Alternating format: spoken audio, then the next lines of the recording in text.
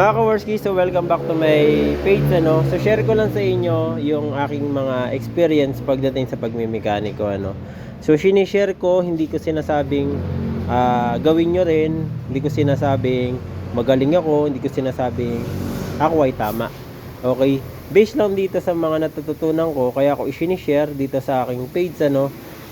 Yan po ay karanasan ko. Ngayon, nasa iba naman yan kung gusto ninyong paniwalaan o hindi. Pero ang akin lang naman mga kaworski, isinishare ko lang naman kung ano yung nalalaman ko. Kasi natuwa ako. Kasi meron mga tao mga kaworski, pagka nalaman nila ang knowledge na ganun is ganyan, ganun, etc. etc. Nakuha nila yung tamang idea, yung tamang perfect na trabaho. Meron yung iba na share kagad nila sa ganito o napopost kagad nila. Kasi para sa kanila ay exciting sila sa parts na ganun dahil nalaman nila ganyang problema. Ganun din kami mga kaworski. Katulad na to sa mga nasa harap ninyo. Ako exciting ako mga kaworski na nakakabuo ako ng ganitong unit. Hindi ko po trabaho to mga kaworski. Hindi pa rin siya umandar kaya hindi ko masasabing success to. Pero ito mga kaworski ay na-repress ko na tong makina na to. Awat tulong mga kaworski. First time ko pong ginawa sa tala ng buhay ko na mag-overhauling ng 4 wheels, okay? Mismong auto ko po mga kaworski. Mitsubishi Lancer GLXi. Ito po yung tinatawag na 4G92 or tinatawag na Mitsubishi Lancer Itlog mga kaworski. F5 to mga kaworski, kung mapapansin nyo is inaayos po siya talaga ng masinsinan at pinlano ko po maigi. So sa mga gusto makaalam ng idea na to mga kaworski ko paano ko siya ginagawa at bakit ko siya binibuild ng ganito, lahat po ay ipapasok ko sa aking YouTube channel mga kaworski. I-share ko rito kung ano yung mga pinaggagawa ko, kung bakit ko sila ginawa o bakit namin maintenance, bakit namin binaklas, yan. Andun po lahat yung i-share ko dyan. So mga nagawa ko rito mga kaworski, syempre ito head, nilinis natin yan, valve lapping, pinareplace na rin natin yung head, and then binaba ko yung compressor mga kaworski, binaba ko rin yung alternator, pinalta ko na rin ng IC para sure ball ang IC, and then kasi yung carbon nung alternator ay upod na rin kaya pinalitan ko na rin. Pati starter motor natin binaba ko rin yung mga kaworski. Yung engine, yan, yung engine o yung makina, yung block, yung piston, pinalitan ko ng piston ring. Sa mga bearing niya naman mga kaworski, wala naman siyang problema dahil before ko naman to gawin o baklasin is tahimik naman po ang makina. So bali binaklas na lang natin to head, nilinis na lang po natin lahat yan mga kaworski. So ayan, nilinis namin lahat yan, nilinis ko lahat yan pati sa ating, hindi ko lang kung tawag dito, pinion gear ba tawag yan sa mahaba na yan. Chinek up ko na rin niya. Kung mapapansin niya mga kaworski, hindi ko na po kasi ikakabit yung pinaka hydraulic niya rito dahil ang target ko rito mga kaworski ay all power ko po siya. So paano all power mga kaworski? China-challenge ko po yung sarili ko na gusto kong pag-aralan lahat ng bagay kung ano ang meron ako dito sa may shop. So ito pala harness, pinagpuputol ko yan dahil nga ang gagawin natin dyan mga kaworski, project car ko kasi to, ang gagawin ko dito ay lalatagan ko siya ng bagong linya na nakatago po ang mga wiring. So looban yan, coming soon. So yan, lahat yan ay gagawin ko mga kaworski, mula rito sa labas hanggang dito sa loob ay hinarnesan natin yan, okay? Bigyan lang sabi sa harness, inayos natin, kung may mga jumper silang ginawa, chinek up natin lahat yan. Chinek up natin lahat ng linya kasi may mga nakita ako mga pinagpuputol ng mga dating mekaniko na gumawa nere. Tapos wala namang problema. So binasa ko silang continuity, lahat naman ay all good. Kaya yung binalik ko sa dating harness mga kaworski. At kung magka-problema man, kahit papano nasilip ko na to. Kaya hindi ko na po masyadong iintindihin kung ano ba yung magiging problema. So lahat yan magiging all power kahit dito. Kung mapapansin nyo to, ayan, manual pa siya. So gagawin din nating electronic yan or dapat may motor yon. So kasi kung makikita nyo, meron siya pa akong Lancer dyan mga kaworski. Yung isa kasi ay mga kaworski, di motor. Kaya kukunin natin yan. Ayan, ito yung pinaka niya switch niya. Ayan. So ililipat ko lahat ng mga nandito mga kaworski, ililipat natin sa pula yan. Kasi fresh pa ang nasa loob na to, standard talaga So yan ang project car ko mga kaworski. Bumili ako ng 2 unit pero bubuin ko lang po isa kasi pag bibili ka ng by parts ng mga auto, eh talagang talagang mapapamahal kayo na sobra. And then pinakamainam talaga, kung project car ang sabi mo, dapat ikaw mismo ang gumagawa ng auto mo. Ako lang naman, sa akin lang naman mga ka-Worski, china-challenge ko lang yung sarili ko. Gusto ko lang malaman ko kung ano yung mga dapat pang malaman dito, kung in case na magka-problema ay mas ma-resolve natin, kasi nga may idea na tayo mga ka-Worski. So ito, abangan nyo to.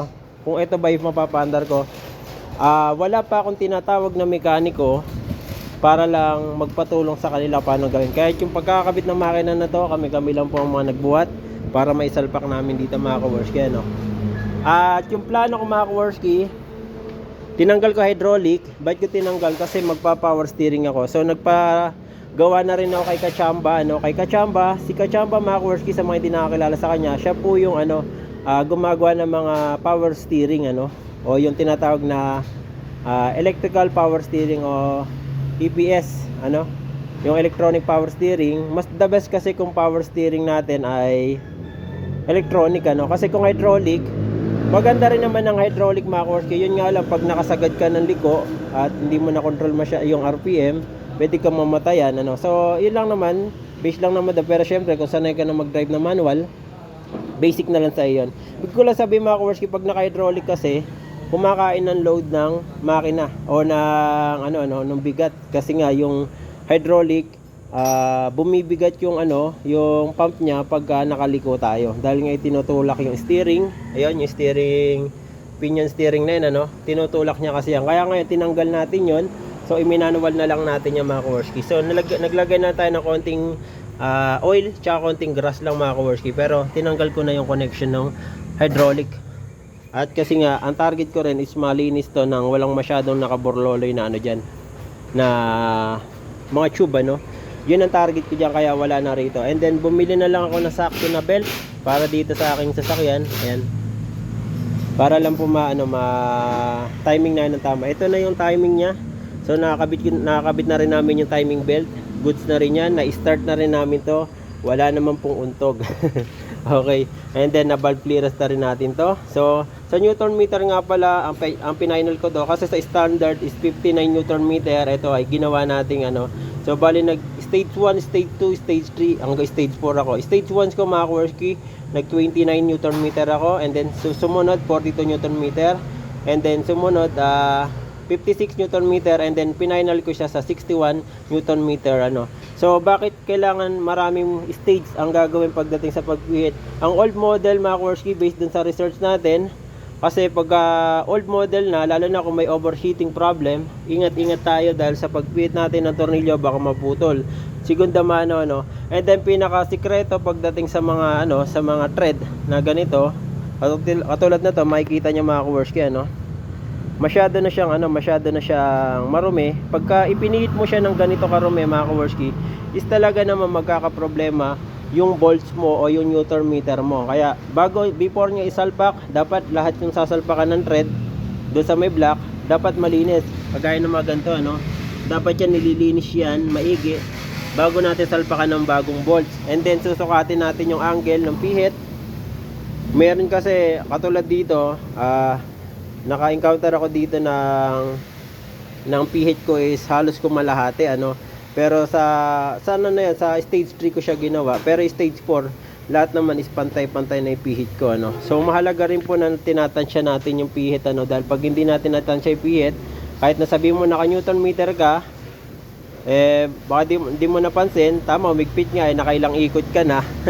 Di mo napansin, baka putol na pala volts mo, yari ka. So yun, meron tayong bukod sa nag-research tayo pagdating sa mga ganyan, and then nagtanong din tayo sa mga kapwa mekaniko natin na nakakaalam din sa mga ganito, mga kaibigan natin na mekaniko ng 4 wheels, Sila yung mga nagbahagi sa akin, kaya naman kahit pa paano nabibuild natin tong engine na to, So yun lang, nakaka-excite lang, kaya ko nasi-share to mga ka-Worski. Na-excite ako sa mga ginagawa namin, more learning, kaya kami mga ka-Worski, hanggat may pag-aaralan, hanggat may karunungan na mapapansin kami sa mga ginagawa namin ng tama yan. Kaya nga kanina may nagpunta rito, ibababa na dapat yung makina. Ayun, napagastos lang siya mga ka-Worski ng 500. Pero hindi ko po hiningi 500 na yon, siya mismo nagbigay. Dahil ang nangyari lang, so abangan nyo sa social media ko, no? Sa YouTube ko, na lang i-upload. Kasi sa totoo lang nagalit ako dun sa mekaniko niya, dahil yung mekaniko niya masyadong malala ang hatol. Nag-usok lang ng maitim na makapal na usok, kinatulan na nila ng baba. Dapat bukas na dapat nila kukunin. So ngayon ay araw ng ano ba ngayon? Martes. Araw ng Martes. Ayan. So, buti na lang nadala sa akin, awat tulong, nakita namin ang problema. Tube lang, mga Kowarski. Yung pinaka tube ng ng map sensor is nakahugot. Tandaan nyo, ang map sensor, mga Kowarski, is napakahalaga para sa gas. Okay? Pagka may problema map sensor natin, overgas yan. Same lang din dito sa EFI ko, kasi ang map sensor natin is malaki. Doon naman sa Avanza yung papa, no? Kanina Avanza, no?